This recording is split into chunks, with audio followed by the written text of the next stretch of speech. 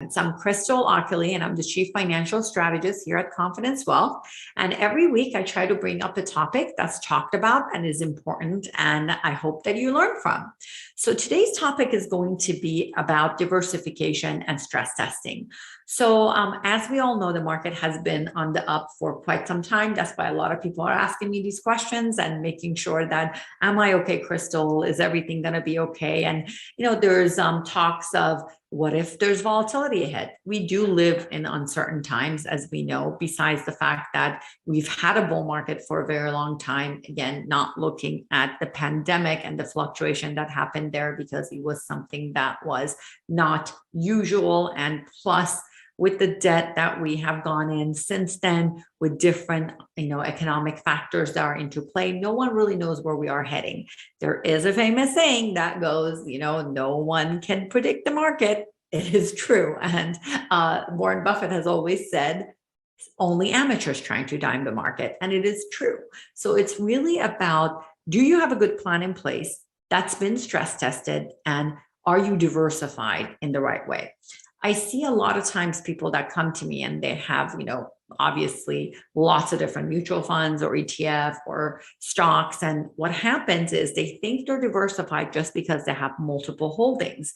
But once we dig deeper, we find something that's called stock intersection. Stock intersection means how many times are you repeating the same type of holdings within each fund.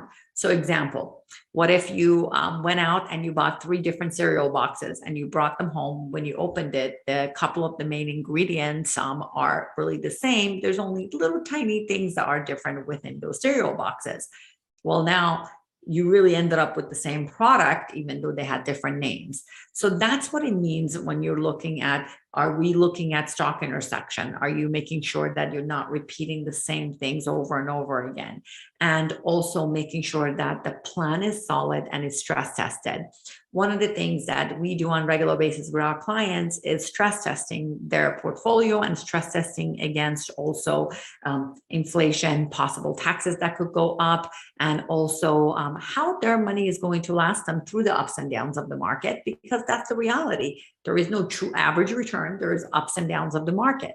And what's also referred to as sequence of return, the SOR risk, meaning what happens at the very beginning of your distribution phase or right before at retirement, can have a very big impact on the outcome of your results. This is, for example, one of the biggest reasons when you look at 2008, why there were people that ran out of money or people that retired, right before the dot-com in the late 90s. So it's really important to understand that, because when you are at this distribution phase of retirement or preservation phase of retirement, the ups and downs of the market really can impact your result, because you're no longer adding money in. You are most likely taking money out during that period of time. So you really have to make sure the way you're diversified, there is a safety net in place. So a lot of times I ask people, what's your investment discipline? And most people don't even know what that means. Like, what is that discipline? What is the most you're willing to lose? Or has it been tested the most you could lose in order for you to still be successful and on the right path? That's why if you haven't done a stress test in your portfolio, you really want to be proactive, and it's something that you want to do now. You don't want to react and do it when bad things happen. Because I've noticed a lot of times that's what people do. What people do is they wait for something bad to happen and then they try to adjust. Well, if an elevator has been going up, at some point it needs to come down. Stock market is the same way. We just don't know when the downs happen. But if you're prepared, knowing it could go down, and you know how you're going to survive that climb back up, then you're going to be situated in a way that is not going to be heads I win, tails I lose. So it really is important to take a look at that. Also, really understand your cash flow in retirement, how much you're going to be taking out of your retirement, meaning your retirement funds, to supplement your pension, your Social Security, and all the different things that are going to, create this income stream that you need. So when you have all that and plus the mixture of your portfolio, then you look at it and go, how long will this actually work out for if things go good and if things don't go so good? I actually like to look at median and below. I don't care about the upside, because if that happens, that's great.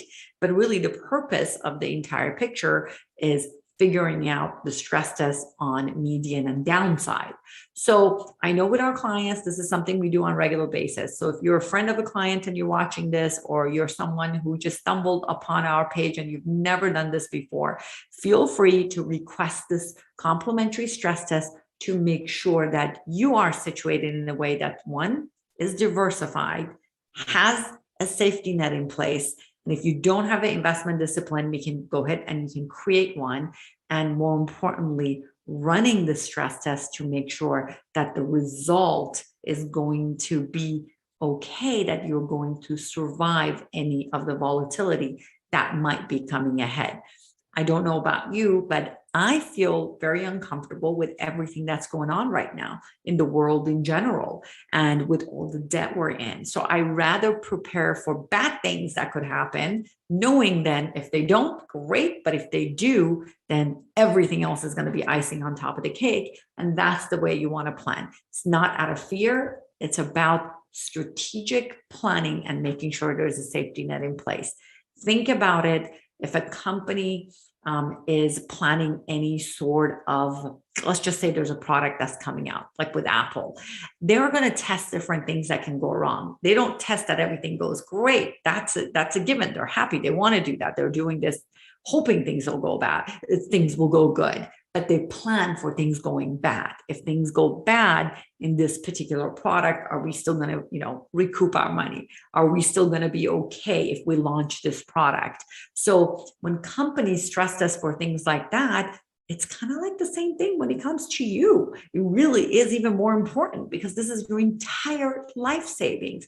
Your retirement is one of the most important thing you plan for, important phase, right? There are no do-overs. You have to set yourself up in a way that it is successful from this moment until when you think you're going to be gone. Of course, nobody can plan that. And there are no such thing as 100%, but at the very least, if you tested it enough, because again, everybody knows catastrophic and different things can happen. But guess what? Even for catastrophic, you can have a plan of action. I love being proactive. And I think proactive and stress testing is one of the most important things you can do for yourself.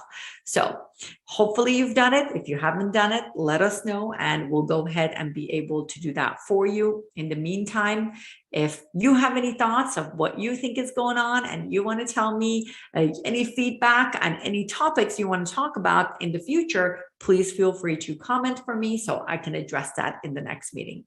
Until next time, have a great one.